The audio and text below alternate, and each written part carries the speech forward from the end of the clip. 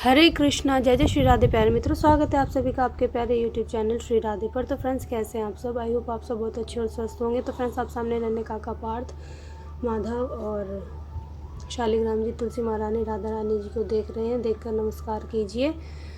तो फ्रेंड्स, आज है इतवार। तो जो है तुलसी महारानी जी का जो है हम दूर से तुलसी में जल तो हम दे देंगे, ठीक है, और पूजा आचमन जो हम दूर से कर लेंगे। फ्रेंड्स, तुलसी में जो है जल चढ़ा सकते हैं। संडे को भी लोग, एक बहुत ही भ्रांत जो है लोगों में फैला हुआ कि संडे को जो तुलसी में है जल नहीं देते हैं। तो आप फ्रेंड्स जल दे सकते हैं। द्वादशी को जो है तुलसी में जल नहीं देते हैं, ना ही पत्ते तोड़ते हैं, ठीक है। तो फ्रेंड्स देखिए, संडे स्पेशल श्रृंगार किया मैंने राधा रानी जी का। देखिए कितनी सुंदर लग रही है राधा रानी जी, और हमारे ठाकुर जी भी बहुत ही सुंदर लग रहे हैं, देखिए। तो फ्रेंड्स, जो एकादशी है कल है, यानी कि सोमवार को, ठीक है। कल जो है एकादशी है। तो फ्रेंड्स, मैं बता दूं आपको, जो ये नवंबर माह जो आने वाले, ये बहुत ही पवित्र और शुभ माना गया है। क्योंकि फ्रेंड्स, क्या होता है कि बेसिकली ऐसा होता है कि महीने में 2 एकादशी आती है, ठीक है, एक कृष्ण पक्ष की, एक शुक्ल पक्ष की। तो फ्रेंड्स, इस बार ये क्या है, इस महीने में जो है 3 एकादशी है। एक तारीख को यानी कि सोमवार को, एक 15 को और एक 30 को। तो फ्रेंड्स, बहुत ही पावन महीना है ये, बहुत ही पवित्र, बहुत ही शुभ माना गया है इस महीने को।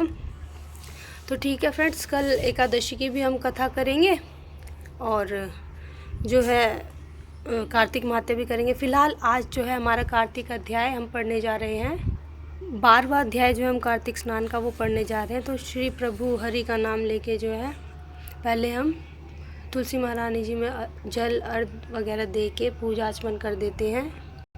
तो देखिए फ्रेंड्स, हमने तुलसी महारानी जी का जो दूर से पूजा आचमन सब कर लिया है। अब हम जो है पढ़ने जा रहे हैं कार्तिक अध्याय का।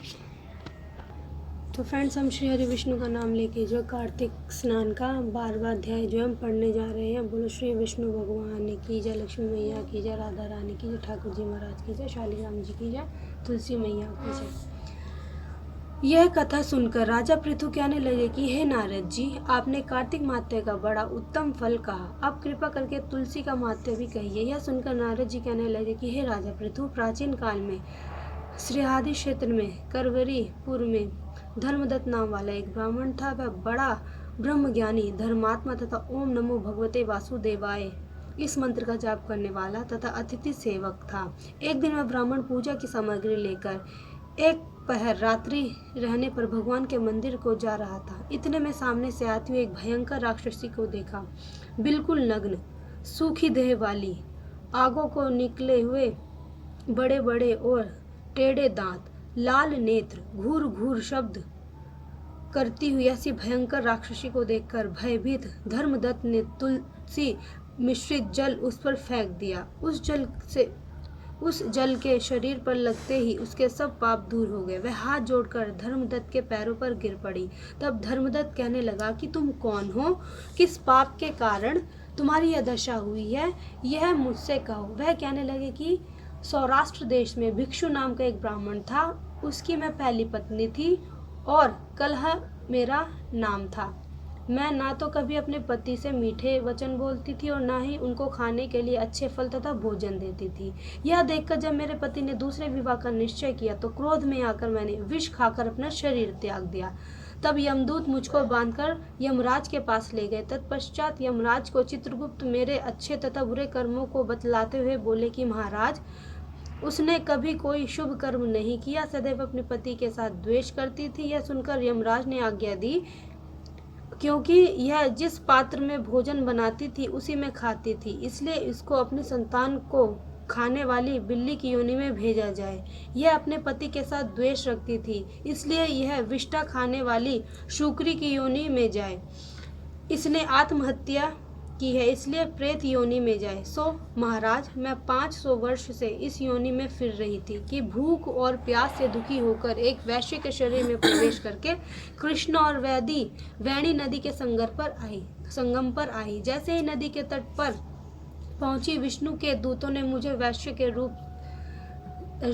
के शरीर से निकालकर बाहर फेंक दिया। घूमते फिरते अब आप मिल गए तुलसी मिश्रित जल से मेरे सब पाप नष्ट हो गए। अब कृपा करके यह बतलाइए कि इन तीनों योनियों से मेरा छुटकारा कैसे होगा। धर्मदत्त कहने लगा कि तुमको देखकर मैं अति दुखित हुआ हूँ।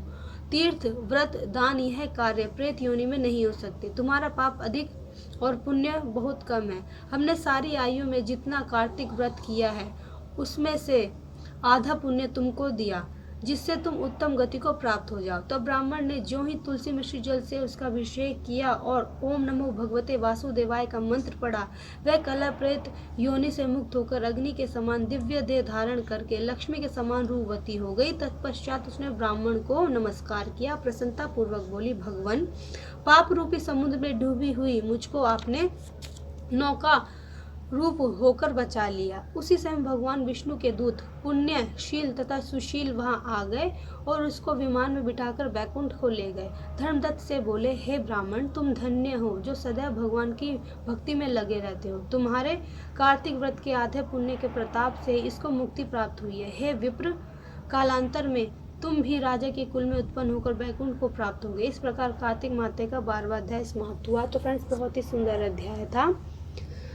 अब जो है हम तुलसी मैया की जो है परिक्रमा करेंगे, उसके बाद सूर्य चंद्रमा को अर्घ्य देंगे। और अगर फ्रेंड्स आपको कथा और वीडियो पसंद आई हो तो वीडियो को लाइक कमेंट शेयर ज़रूर करना, चैनल को सब्सक्राइब करना, फ्रेंड्स एंड फैमिली में शेयर करना। और मिलते हैं नेक्स्ट वीडियो में, तब तक के लिए हरे कृष्णा, जय जय श्री राधे।